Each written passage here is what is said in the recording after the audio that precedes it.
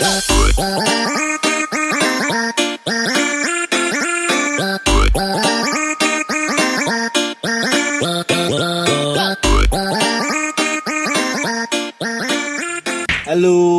What's up you mga katips? Yan, magandang umaga sa inyo lahat yan mga katips. Saka welcome back to Tips Mio mga tips yan.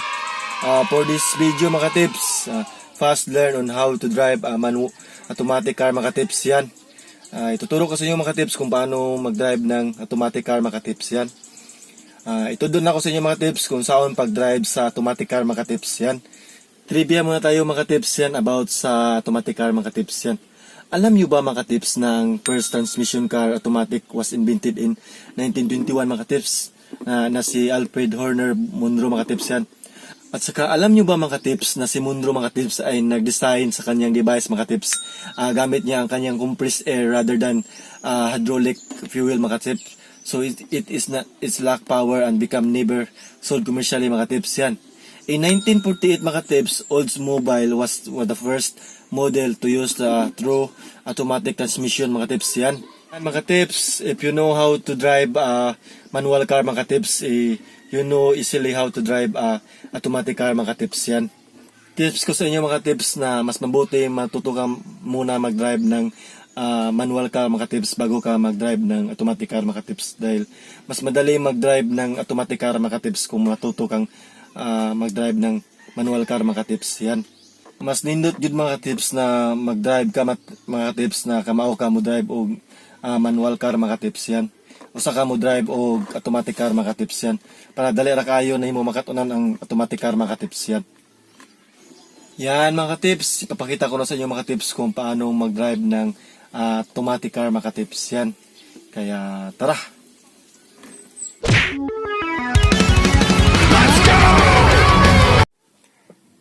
So mga katips, i-demonstrate ko muna mga katips yan.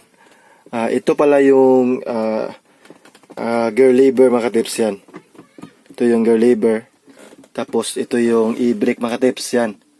This is the e-brake. Muna e-brake mga katips. Yan. Tapos ito naman yung this is speedometer mga katips yan. This is the speedometer. Tapos ito naman yung RPE mga katips yan. This is the RPM, Moni RPM mga tips yan. At saka ito yung this is the temperature yan.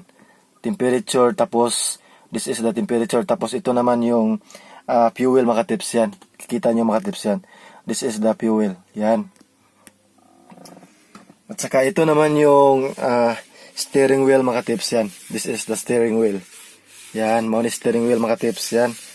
Tapos ito naman yung dito natin makikita ang yan, makikita natin dito yung car trip meter mga tips yan. The car trip meter, yan. At saka ito yun, dito naman yung ignition mga tips yan, ignition key yan. Ito ang ignition key mga tips mo, ignition key. This is the ignition key. Yan.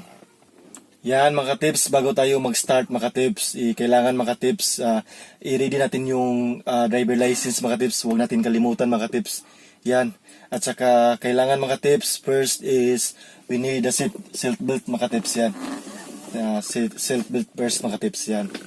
Kailangan natin mag-seat belt yan. Kailangan mag-seat belt mga tips yan. Huwag natin yung kalimutan ang driver license mga tips yan. Dito sa Pilipinas mga tips, 5 years na yung driver license natin mga tips yan, bago ma-expire mga tips yan.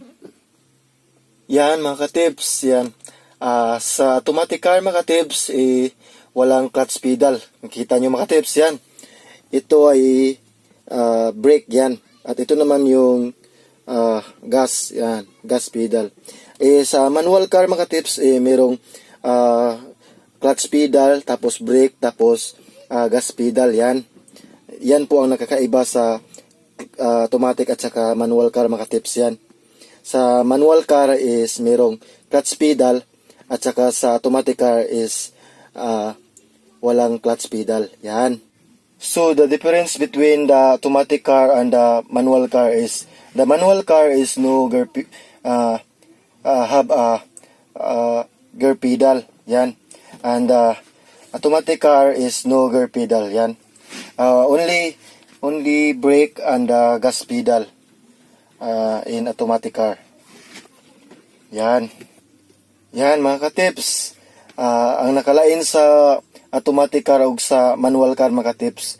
Ang manual car mga katips na ay gear pedal yan. Na gear pedal dire mga katips yan. At saka sa manual car mga katips, sa automatic car mga katips is walang gear pedal yan. Muna ka diferensya mga katips sa automatic o sa manual car. Yan. So yan mga katips, magsimula na tayo sa pag start ng ating sasakyan mga katips yan. Kailangan mga katips, yung e-brake natin mga katips yan, nakaganyan mga katips yan. At saka yung gear selector natin mga katips, nasa P mga katips yan. Itong P mga katips is parking yan. At saka ito namang R is reverse. Tapos ang N is neutral and D is the drive mga katips yan. Yan. Kinahanglan mga tips na ang atong e-brake mga tips is naka e-brake mga tips yan. At saka na abutan nato sa parking mga tips yan. Usa ta mo start sa atong sasakyan mga tips yan. Mao ni reverse at thrust, tapos N is the neutral, D is drive mga tips yan. So let's start the engine mga tips yan. So ito na paandaron itong sasakyan mga tips yan. Paandarin na natin yung sasakyan mga tips yan. Let's start the engine. Yan. Tapos i-on natin yung aircon mga tips yan. Yan.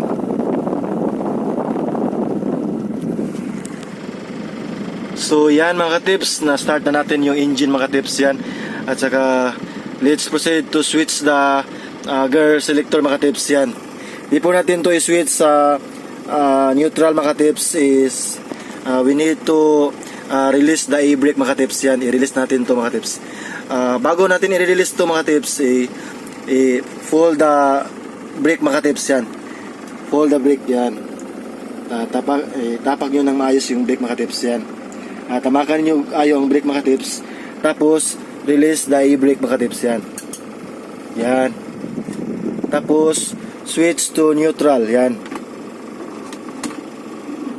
Yan. Naka-neutral na mga tips, yan. So, after switching the neutral mga tips, we need to get the RPM mga tips, yan. Itong RPM mga tips, yan. Yan, the RPM. So, you need to press the gas pedal, yan. You need to press, yan. See? You need to get the RPM. Yan.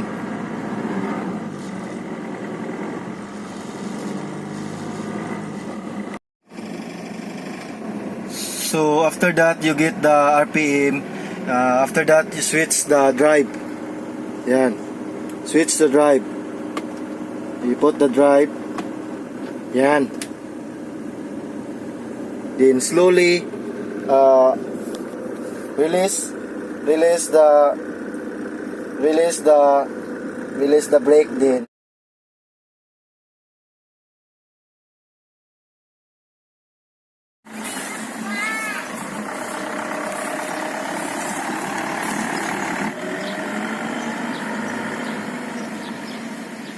Yan mga ka-tips, naituro ko na sa inyo mga tips, fast learn on how to drive automatic car mga tips yan.